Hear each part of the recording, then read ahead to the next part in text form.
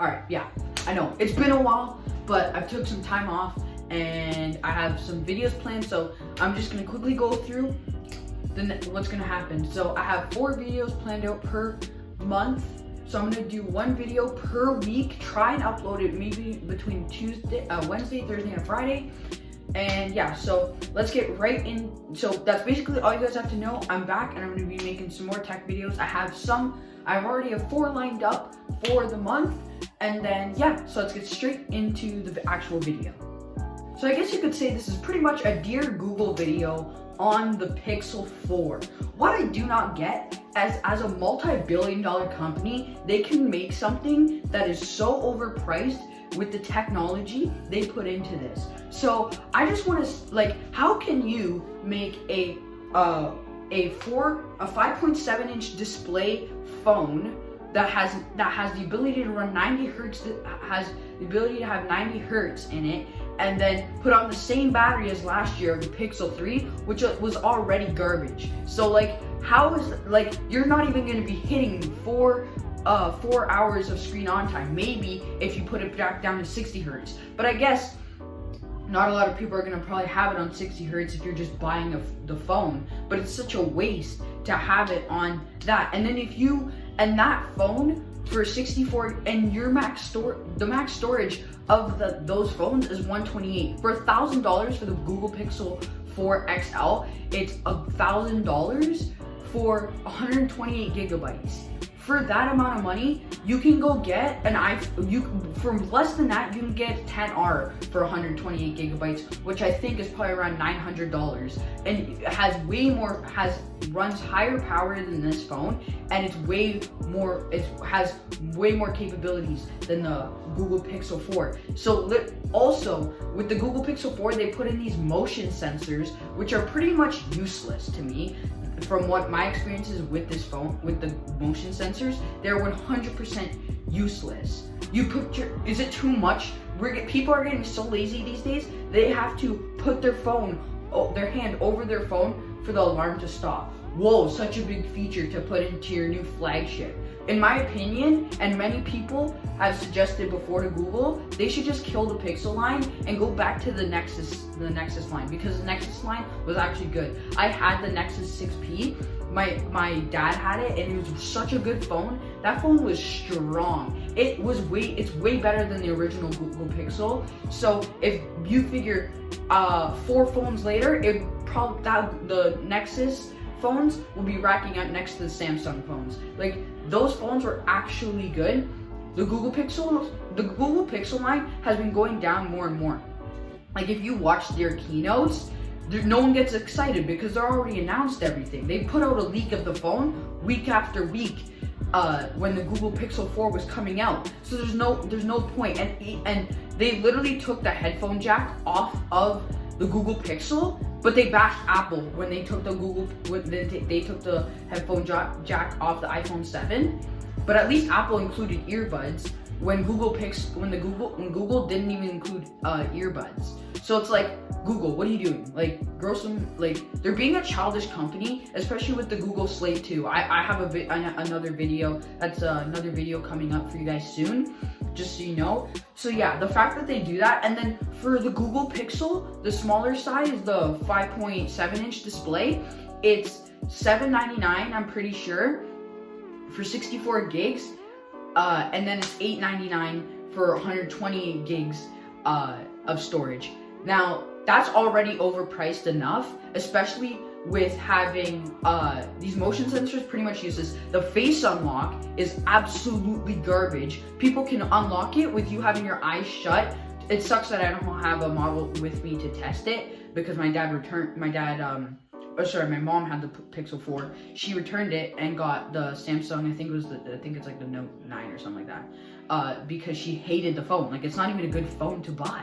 So basically, you could have your eyes shut and it'll unlock. Someone could literally take your phone, unlock it, and run. Like, it's that simple to hack into this phone. And they don't even have a Touch ID sensor to fix that. So you're either stuck with this crappy biometric, or you have to use a normal passcode, which is so outdated by now. That was like 2013 days, come on. So it's such a waste for this company to be building this device when it's not even a worthy competitor these days to what it's releasing.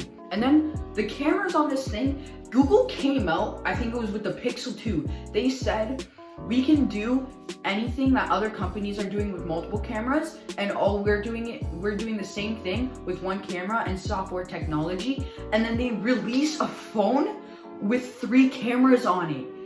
They're literally throwing themselves under the bus because they're saying, oh no, we can't do that anymore. Technology, the software technology isn't built too high powered for what these companies are doing. I guess the only good thing about the camera's not even good anymore. The only Pixel that actually had a good camera and that was better than other competitors for the camera was the Google Pixel 2. That was the only one. The rest, the Google Pixel 3 and the Google Pixel 4 just went downhill because, one, Google, why are you putting 3 cameras on it if you know you can do that with 4 cameras? It's such a waste. So they're literally I guess the only thing in my opinion, the only thing I would like about the Google Pixel 4 is probably the back. That's it. That's the only thing I like about it because it's a sleek looking phone, but a waste of money for the phone. Like, you should not be spending $1,000 on a 6.3 inch display that has OLED in it, 90 hertz, getting almost 4 hours of battery life, and then having motion sensors that are completely useless. All you have to these motion sensors, what you can do is you can skip to the next song, play back to the next song, pause. And when you put your hand, so it has basically this bubble over it, right? So if you put your hand in that bubble and you raise it, the biometric for the Face ID is already working. Like, it's not even secure because you could probably, I bet you could put, I've never seen it done before and I've never done it. If you put a picture up to it, like, it'll unlock, right? It's not like the iris scanner from Samsung is way better than this facial recognition from this version of facial recognition from Google that they released. It's such a waste of technology. I know I'm saying that a lot, but it's so true. Like, honestly, they put a 28 milliamp battery for the Pixel 4, just normal, the 5.7 inch display, with the newer screen, more high power screen, 90 hertz display, OLED on it, and the battery's obviously gonna run slower. And same with the Pixel 4 XL. Like, what are they doing? Like, I do not understand the thought process from Google while they're while they have like their conference meeting or whatever they have, thinking about these phones. Like, what the things they probably talk about are probably okay, so we want to build the technology for the future, but how are we going to do that? Because I don't even think there's wireless charging on it. I have to check, but I don't think there is wireless charging on the Pixel 4. Oh wait, yeah, there is. There is, because it was on the Pixel 3 and the Pixel 4. But I also, my friend who got the Pixel 4, the normal size, had this thing where he bought so for Christmas last year, he got the Pixel 4 with the Pixel stand to charge your phone, right? It was like 80, I think it's like $100. I live in Canada, so it's like $80, it's like $100 for that, right? Plus the phone, which is already like $800, so that's $900 right there on a phone. He put the phone on his charge stand for, I think it was 3 hours, but the phone powered off because it was overheating from charging. So Google releases a wireless charging pad for their phone, made by Google, $100 retail price. They also make a phone that can go up to $1,000 in retail price, and when you put it on their first-party charging pad, it overheats and shuts off. Someone needs to tell Google what they're doing. Like, they need to cancel this line. I'm sorry, they really do. Alright guys, thank you guys so much for watching. I'm sorry that I acted so mad in this video, but the things I said were completely true. I haven't uploaded one of these types of videos in quite a while, so I'd like to hear your feedback in the description so I can make some progress on my next video. That'd help me out so much, guys. And don't forget to subscribe, because I want to get to at least 50 subscribers by, let's hit a milestone. Let's make a milestone, guys.